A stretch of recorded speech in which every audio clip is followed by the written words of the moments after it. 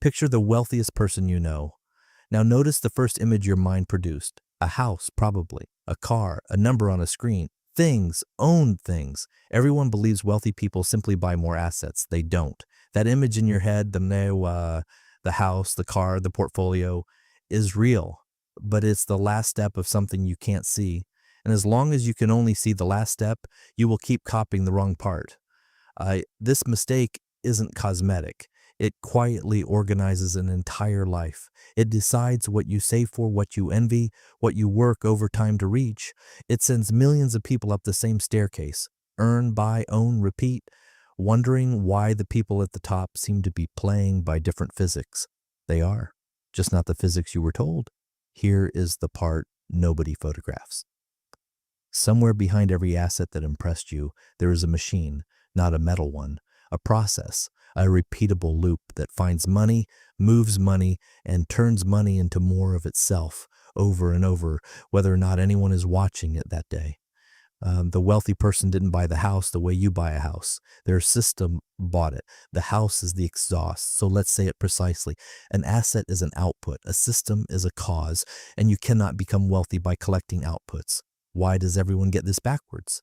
Because of how seeing works. Outputs are visible. They photograph well. They park in driveways. They fit in a feed. And causes are invisible. A cause is a pattern spread across thousands of unremarkable days, and there's no single moment you could point a camera at. Your attention was built to notice objects, not loops. So the world shows you its results and hides its reasons, and you walk away certain that the results were the point. It isn't a character flaw, it's an optical one. But optics become strategy. What you can see is what you try to get.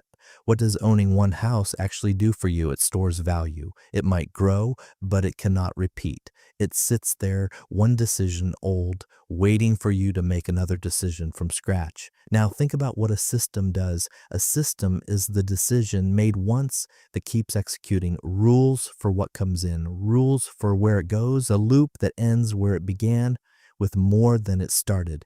Take the asset away from someone who owns a system and something strange happens. It grows back. Burn the orchard's fruit and you've lost a season.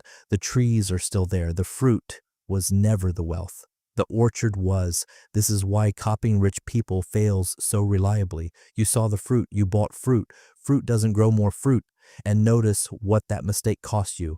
Every dollar spent buying an output is a dollar that produced exactly one thing once. And every dollar spent building a cause produces its thing, then produces it again, then again. The same dollar still working years later. Two people with identical incomes can live identical decades and arrive at opposite lives, not because one tried harder, but because one was buying endings and the other was buying beginnings.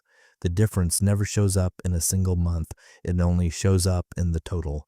Watch this one idea, organize everything you've ever heard about money. Start with a salary. A salary feels like your system. It arrives on schedule, it repeats, it's dependable. So is it one. Look at the loop it belongs to. Your hours go in, value comes out, and the machine that converts one into the other belongs to someone else. A salary is not your system. It's your seat inside theirs. That's not an insult, it's a map. It tells you exactly what you're renting out and to whose machine. A business is the same loop with the ownership reversed. A business is a promise that gets kept without you repromising it. A problem comes in, a solution goes out, money flows back, and the loop was designed, not performed. The owner doesn't earn each dollar. The owner built the thing that earns dollars. Once you see that, starting a business stops meaning bravery and starts meaning engineering. What is a rental property? A house? Look closer. It isn't one. The building is just the visible casing around an agreement that converts space into money every month on a schedule that doesn't consult your energy levels. Nobody gets wealthy from drywall. They get wealthy from the loop the drywall makes possible. Stocks strip the mystery off. A share was never a lottery ticket. It's a slice of someone else's machine, and its price is mostly a rumor about how well that machine loops. Buy broadly enough, and something quietly profound happens. You stop betting on any one machine and start owning a sliver of the whole system of systems. Every functioning loop in an economy, running for you, built by people you will never meet. That's not a trick of finance. That's the principle wearing its most accessible costume. Cash flow is where systems begin to compound. Because output from one loop doesn't have to be spent. It can be routed into the intake of another loop. The salary seat funds the first small machine. The first machine's output buys slices of other machines. Money stops being a pile and becomes plumbing. And plumbing, unlike piles, gets larger the longer it runs. Pause on that word. Routed. It's the quietest word in this whole story, and it carries the most weight. The person with a pile makes a decision every time money moves, and every decision costs attention, and attention runs out.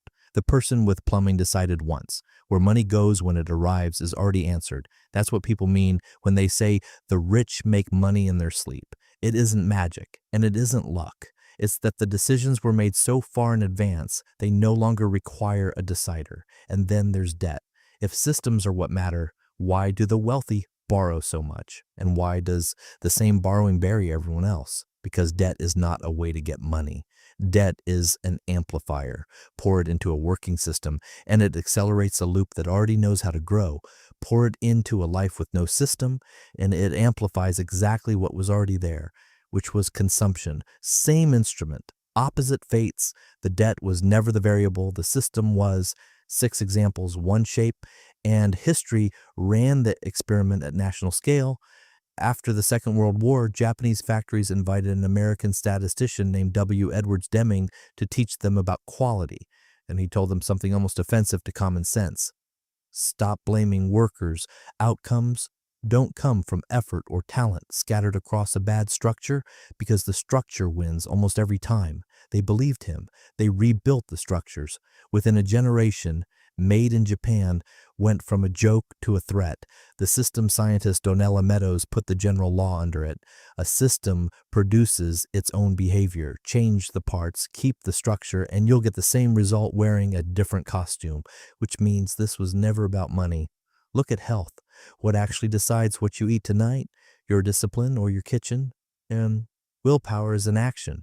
It runs out by evening. But a kitchen where the good choice is the closest choice. That's a system deciding for you at scale, silently, forever. The body you see on someone is the output. The routine you don't see is the cause. Knowledge works the same way. Reading a book is an event, a practice of returning to ideas. Notes that talk to each other, questions that stay open, is a loop. One gives you a fact, the other gives you a mind that compounds. Relationships. The grand gesture is an asset, impressive, singular, decaying from the moment it happens. The weekly call that never gets skipped is a system. Nobody frames a photograph of consistency, but consistency is what everything framed was made of. Careers, too. What is a promotion in this language? A fruit, a reputation. Footwork so reliable it advertises itself while you sleep is an orchard. And when people who chase titles collect outputs, people who build reputations own the loop that produces titles. The writer James Clear compressed all of this into one sentence. You do not rise to the level of your goals, you fall to the level of your systems. Read that again slowly. Not rise, fall. Your systems are the floor you land on when motivation runs out, which it will. It always does. That was never the problem. The problem was building a life where anything important depended on it.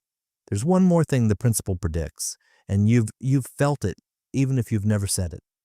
Starting over is only catastrophic for collectors. Take everything from someone who only owned outputs, and they are exactly where they were at zero because the outputs were all they had.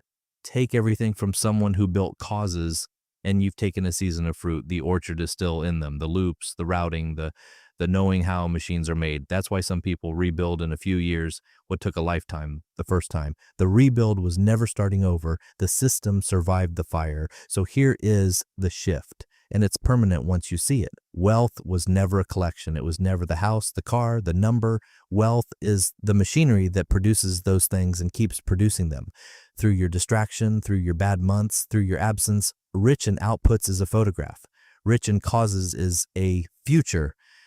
Stop asking how to buy your next asset. Start asking what system could keep buying assets long after you've stopped thinking about them. Now picture the wealthiest person you know one more time.